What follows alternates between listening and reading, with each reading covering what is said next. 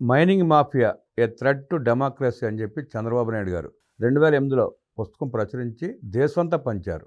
దానికి తగ్గట్టే 2008 అంటే వాళ్ళ 2026 సుమారుగా 28 సంవత్సరాల క్రితమే చంద్రబాబు నాయుడు గారు ఊహించి ఆనాడే పుస్తకం ప్రచురించి పంచిన పరిస్థితి మనం చూసాం. దానికి తగ్గట్టే నిన్న బళ్ళారిలో మైనింగ్ మాఫియాల మధ్య తుపాకుల మోత, గాలి జనార్దన్ రెడ్డి, భరత్ రెడ్డి వర్గాల మధ్యలో తుపాకులు పేలాయి. ఆనాడు చంద్రబాబు నాయుడు గారు ముందస్తుగా ప్రచురించిన పుస్తకం నిన్న జరిగిన సంఘటన విశ్లేషించడానికి మనతో పాటు ఉన్నారు సీనియర్ జర్నలిస్ట్ దుర్గా కుమార్ గారు. వారిని అడిగి మరిన్ని విశేషాలు తెలుసుకుందాం. సార్ నమస్తే. నమస్తే బ్రహ్మ గారు, మన వీక్షకులకు. 2008లో చంద్రబాబు నాయుడు గారు చెప్పినట్టుగానే పుస్తకం ప్రచురించినట్టుగానే నిన్న బళ్ళారిలో మైనింగ్ మాఫియాల మధ్య తుపాకుల మోత జరిగింది. దాన్ని ఎట్లా చూస్తారు, ఎట్లా విశ్లేషిస్తారు? బ్రహ్మ గారు, నడమంతరపు సిరొచ్చిన, నరాల మీద పుండొచ్చిన చాలా కష్టం అని చెప్తారు, భరించలేము. సేమ్ ఇప్పుడు గాలి జనార్దన్ రెడ్డి పరిస్థితి కూడా అదే. ఆయన ఆగర్భ శ్రీమంతుడు అయ్యాడు, అకారణంగా అయ్యాడు, అర్హత లేకుండా అయ్యాడు. కేవలం మీరు చెప్పినట్టు మాఫియా, ఐరన్ ఓర్ మాఫియా, దాంతో ఆయన ఒక స్థితిలోకి వెళ్ళిపోయాడు. ఆయనకి ఏంటి అనేది తెలియదు. నిన్న మహర్షి, ఆయన వాల్మీకి మహర్షి విగ్రహం పెట్టడం కోసం ఏర్పాట్లు చేస్తున్నారు.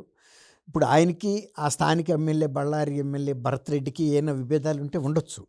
ఆ విభేదాలని వేరే సందర్భంలో వాళ్ళు దాన్ని పరిష్కరించుకోవచ్చు. కానీ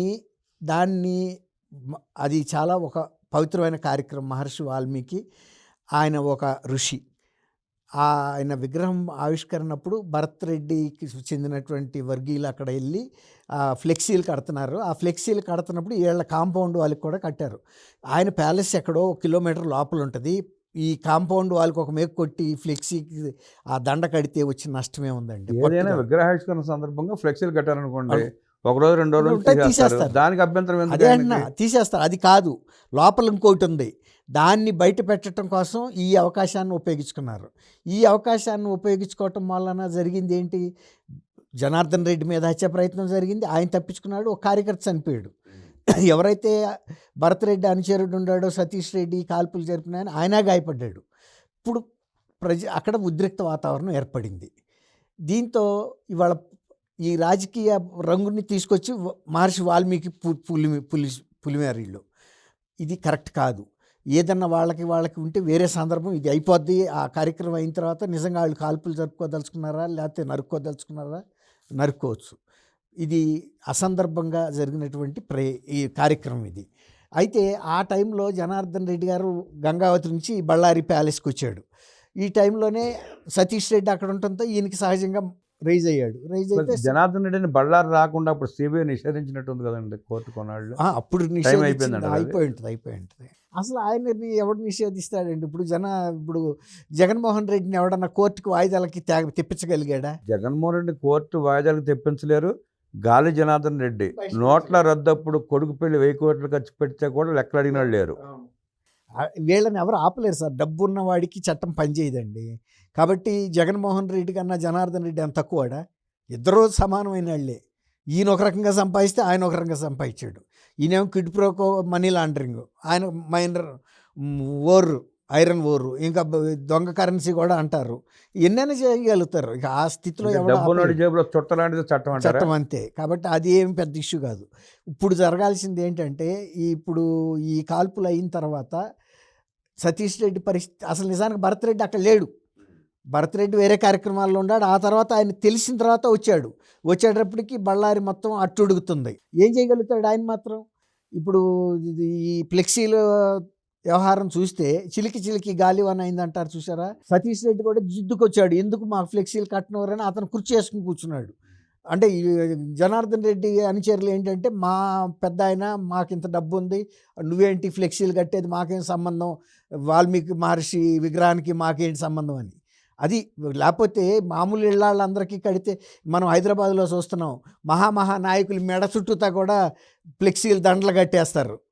ఎవరన్నా అభ్యంతరం పెడుతున్నారా? మామూలుగానే బళ్ళారి ఆ చుట్టుపక్కల ప్రాంతాల్లో వాల్మీకి సామాజిక వర్గం బాగా ఎక్కువ జనాభా బలమైంది. కనీసం దాన్ని వాళ్ళు గౌరవించాలి. అదే అంటున్నా, కనీసం వాళ్ళ సామాజిక వర్గానికి చెందిన వ్యక్తికి కడుతున్నప్పుడు కనీసం ఆయన పట్ల గౌరవం లేకపోయినా మీతో పాటు జీవనం సాగిస్తున్న ఆ సామాజిక వర్గానికన్నా గౌరవం ఇవ్వాలి కదా. అంత పట్టుదల ఎందుకండి? సతీష్ రెడ్డి కూడా ఇప్పుడు పట్టుదల వచ్చినప్పుడు ఇద్దరికీ వచ్చింది. దాంతో ఈయన దిగేటప్పటికి ఆయన కూడా ముందుకొచ్చారు. ఇద్దరు ముందు రాళ్లతో కొట్టుకున్నారు. రాళ్లతో కొట్టుకున్న తర్వాత ఇద్దరు గన్మెన్లు ఫైర్ చేశారు. గన్మెన్లు ఫైర్ చేసేటప్పటికి సతీష్ రెడ్డి ఏం చేశాడు, ఒక గన్మెన్ దగ్గర ఉన్న వెపన్ లాక్కుని ఇతను ఫైర్ చేశాడు. యాక్చువల్గా జనార్దన్ రెడ్డిని ఫైర్ చేయాలన్నంత స్కిల్ ఇతనికి ఎక్కడ ఉంటుంది? ఏదో పేల్చేసాడు. పేల్చితే అది ఎవరికి తగిలిందో తెలియదు, తగలకుండా పోయిందో కూడా తెలియదు. ఏదైనా ఈ పరస్పర కాల్పుల్లో ఒక కార్యకర్త అయితే చనిపోయాడు. ఇప్పుడు అతను ఏమంటాడు, బీజేపీని టార్గెట్ చేస్తున్నారు కాంగ్రెస్ వాళ్ళు, దానిలో భాగంగానే నా మీద హత్యా ప్రయత్నం జరిగిందని. అసలు ఆయన అక్కడికి వస్తాడని సతీష్ రెడ్డి కూడా తెలియదు, ఎవరికి తెలియదు. సడన్గా వచ్చాడు ఆయన, ఆయనకు కూడా తెలియదు. ఇక్కడ ఇదంతా పెద్ద అంటే ఫోన్లో చెప్పుండొచ్చు గొడవ అవుతుందని. నిజంగా కనుక ఆయనకు అంత విఘ్నతే ఉంటే ఈ ఘర్షణ వద్దు, నా ఇంటి దగ్గర అంతమంది మోహరించి ఉన్నప్పుడు నేను ఈ టైంలో వెళ్ళకూడదని కొంచెం పెద్దరికం ఉండాలి కదండి. ఆయన మాజీ మంత్రి కూడా కదా. ఒక 5 నిమిషాలు ఆలోచించి కట్టుకొని ఉండరంటే అయిపోయేది. లేకపోతే ఆ టైంలో ఆయన వెళ్లకుండా ఉంటే కూడా బెటరు. ఇప్పుడు ఏమవుతుంది, ఒక గంట ఎక్కడో ఒకసారి ఫ్రెండ్ ఇంటి దగ్గర గడిపి మళ్ళీ వస్తే వీళ్ళు వెళ్ళిపోయిన తర్వాత రావచ్చు. ఇవాళ రేపు ఎప్పటికప్పుడు సెల్ ఫోన్లో అనుచరులు చెబుతూనే ఉంటారు ఇక్కడ పరిస్థితి ఇట్టా ఉందని. మరి పెద్దరికం ఆయనకన్నా ఉండాలి కదండి. ఇప్పుడు సతీష్ రెడ్డి ఒకడే ఉంటాడు. ఇప్పుడు ఇతను జనార్దన్ రెడ్డి కొంచెం పెద్ద ఆయనే కదా, ఇంత సంపాదించాడు, ఇంత అనుభవాలు ఉన్నాయి, ఇన్ని కోర్టుల చుట్టూతో తిరిగాడు. ఆయన మూలన హైదరాబాద్లో ఒక జడ్జే సస్పెండ్ అయ్యి సూసైడ్ కూడా చేసుకున్నాడు.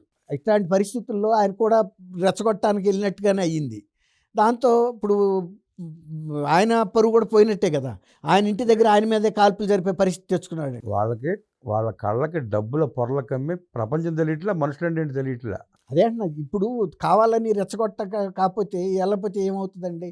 సతీష్ రెడ్డి జిద్దుకొచ్చి కూర్చున్నాడు అనేది అర్థమవుతుంది. తర్వాత భరత్ రెడ్డి అక్కడ లేడు, లోకల్ ఎమ్మెల్యే ఉంటే పని నీ స్థాయి నువ్వు వెళ్ళినా అర్థం ఉంది, వాళ్ళ అనుచరులు అక్కడ ఉంది, నువ్వేమో పెద్ద అడివి.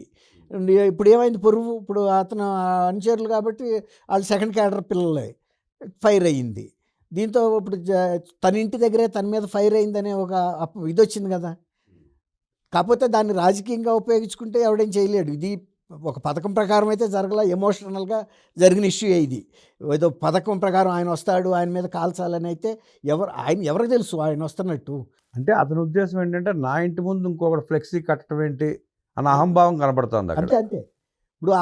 ఇప్పుడు ఆ సెంటర్లో ఎస్పీ సెంటర్లో కూడా పెట్టకూడదు వాల్మీకి ఇది అంటే ఆయన పర్మిషన్ ఉండాలి, నేను ఇక్కడ కింగ్ మేకర్ని, నా పర్మిషన్ లేకుండా మీరేంటి నిర్ణయించేది అనేది వచ్చింది. ఇప్పుడు అది ఇగో అనమాట, అంతే తప్ప వేరే ఏం లేదు. కాకపోతే ఇప్పుడు ఈయన ఏమన్నాడు, భరత్ రెడ్డి కానీ భరత్ రెడ్డి తండ్రి కానీ సతీష్ రెడ్డి కానీ వీళ్ళంతా చిల్లర రౌడీలు, వీళ్ళు అంతా క్రిమినల్స్, వీళ్ళని నేనేం భయపడనని. ఇప్పుడు భయపడపోవటం ఇప్పుడు నువ్వేమన్నా పెద్ద శుద్ధపోసవే? నువ్వు ఒక మాఫియా గ్యాంగ్ లీడర్వి, నువ్వు సంపాదించిందంతా అట్లా సంపాదించింది కాబట్టి నువ్వు ఇతరులనే ముందు నీ బ్యాక్గ్రౌండ్ మాత్రం ఎంత గొప్పది. కానీ ఆ మైనింగ్ మాఫియాలని, ఆ దొంగతనం చేసిన ప్రజలు కూడా ఆదరించి పదవులు కట్టబెడుతున్నారుగా. డబ్బులు కదండి, ఇప్పుడు డబ్బులు ఎవరికి చేయదు అంటే ప్రజల కళ్ళు కూడా డబ్బులు పొరలు కమ్మిస్తున్నాయి అంటారు. మొన్న 2019లో జగన్మోహన్ రెడ్డి 16 నెలలు జైల్లో ఉన్న సంగతి ఆంధ్రప్రదేశ్ ప్రజలకు తెలియదండి? తెలుసు కదా. తర్వాత అతను చెబుతున్న 3 రాజ్యాలు లేకపోతే నేను మద్యపాన నిషేధం పెద్ద పెద్ద మాటలు చెబుతున్నప్పుడు ఒక ప్రూవెన్ పర్సన్ ఆల్రెడీ ఉన్నాడు అక్కడ. 2014-19 చీఫ్ మినిస్టర్గా చేశాడు, అంతకుముందు 2 సమైక్య ఆంధ్రప్రదేశ్కి చేశాడు. అంతకన్నా కూడా ఇతను బంగారపు ఇటుకలు పొయ్యిలు పెట్టుకోవడానికి ఇస్తాడనే కదా ఇచ్చింది. డబ్బు అనేది ఎవరినైనా దెబ్బతీస్తుంది బ్రహ్మంగారు, అది అట్లాగే మోసపోయారు. ఇప్పుడు జనార్దన్ రెడ్డి కూడా డబ్బుతోనే ఆయన ఉంగరాలు ఇచ్చాడని కూడా చెప్పుకున్నారు ఆ రోజుల్లో, ఒక్కొక్కడికి ఒక్కొక్క బంగారపు ఉంగరం ఓటర్కి. మరి ఇండియాలో ఇంకేదన్నా కాన్స్టిట్యున్సీలో అట్లా బంగారపు ఉంగరం ఇచ్చినంత కీర్తి కలిగినాడు ఎవరైనా ఉన్నాడు? జడ్జికే బెయిల్ కోసం 100 కోట్లు ఇచ్చినాడు, ఉంగరాలు పంచటాకే. మరి జడ్జి బెయిల్ కోసం, మళ్ళీ అదేమన్నా కేసు కొట్టేయటానికి కూడా కాదు, కేవలం బెయిల్. అంటే ఆయన ఆ కొద్ది రోజులు జైల్లో ఉండటం కూడా ఆయనకి ఇష్టం లేదు. 100 కోట్లు ఆయనకి పెద్ద కష్టమే ఉంది, ఊరికే వచ్చిన డబ్బులే. 100 కాకపోతే 1000 కోట్లు ఇచ్చినా మాత్రం ఆయనకి పోయేది ఏముంది? డబ్బుకు విలువ లేదు. అట్లా వచ్చినాయి పడిని. దానికి రాజకీయ నాయకులు ఆ రోజున అండ లేకుండానే సంపాదించాడండి. అసలు ఇక్కడ నుంచి మద్రాసు పోర్ట్ రాక ఏ చెక్ పోస్టు లేకుండా జనార్దన్ రెడ్డి లారీలు అంటే చాలు టిప్పర్లో వెళ్ళిపోయినాయి అంటే ఐరన్ ఓర్తో చైన్. మొన్న అక్కడ జగన్మోహన్ రెడ్డి ఎక్కిచ్చాడు కదా, అతని పేరు ఏంటి, కారు ఎక్కిచ్చాడు కదా అతని మీద, శంగయ్య మీద. ఇప్పుడు ఆ శంగయ్య లాంటి వాళ్ళు ఎంతమంది ఆ టిప్పర్ల కింద నలిగిపోయింది ఎవరికి తెలుసు? అంతే. ఓరు వెళ్ళిందా లేదా అది ముఖ్యం. ఆయన ఎవరు అన్నాడు కదా, అనిల్ కుమార్ యాదవ్, ఎప్పుడు వచ్చామని కాదు బుల్లెట్ దిగిందా లేదా అన్నాడు, చూసారా? ఎప్పుడు వచ్చాం కదా, ఎప్పుడు తొక్కిచ్చామా లేదా అన్నా లేదా అన్నట్టుగా జరిగినాయి. కాబట్టి కర్ణాటక ప్రజలకి తెలియనిది ఏం కాదు జనార్దన్ రెడ్డి చరిత్ర, వాళ్ళ బ్రదర్స్ కానీ వాళ్ళ వ్యవహారం. ఇది కేవలం అహంభావంతో జరిగిన చర్య తప్ప ఇది ఇంకోటి కాదండి. ఇంకోటి ఏంటంటే మహర్షి వాల్మీకి మహర్షి ఇది ఏంటి, మా అనుమతి లేకుండా విగ్రహం పెట్టమండి, ఆయన ఎంత గొప్పాడన్నామని. మేము ఇవాళ ఆయన ఒకప్పుడు గొప్పాడై ఉండొచ్చు, ఇవాళ మేము శాసిస్తున్నాం. వాల్మీకి మహర్షి గొప్పవాడు కాదని ఈ దొంగలు చెప్తున్నారు. అంతేగా. వీళ్ళ ఉద్దేశం అది. ఇప్పుడు అదే జనార్దన్ రెడ్డి బొమ్మ పెడితే ఆ గొడవ అవ్వదుగా. గతంలో ఆయన ఎంత కీర్తి కలిగిన ఆయన అని కాదు, ఇప్పుడు ఎవడికి డబ్బు ఉందన్నదే మ్యాటర్. డబ్బు వ్యవస్థల కళ్ళు కూడా కప్పేస్తున్నాయి. డబ్బు వ్యవస్థలనే కాదు, ఏదైనా చేయగలవండి. అలాగే రాజశేఖర్ సీఎం అయిన తర్వాతే వ్యవస్థల గతులన్నీ మారిపోయినాయి. అంతకన్నా గతులు మారింది జగన్మోహన్ రెడ్డి పరిపాలన. ఇంకా దిగజారిపోయాయి. అదే అంటున్నా, ఇంకా ఏమన్నా మిగిలి ఉంటే అవి కూడా అయిపోయింది. ఆ వ్యవస్థల పేర్లెత్తా కూడా భయపడే ప్రజలు వాళ్ళ ఆ వ్యవస్థను హేళన చేస్తా మాట్లాడుతున్నా కానీ వాళ్ళ మార్పు రావడం లేదు. ఏం రాదు. వ్యవస్థల గురించి, గాలి జనార్దన్ రెడ్డి దోపిడీ గురించి, అలాగే రాజశేఖర రెడ్డి ప్రభుత్వం వచ్చిన తర్వాత జరిగిన అరాచకాల గురించి అద్భుతంగా విశ్లేషించిన దుర్గాకుమార్ గారికి ధన్యవాదాలు తెలియజేస్తూ నమస్కారం.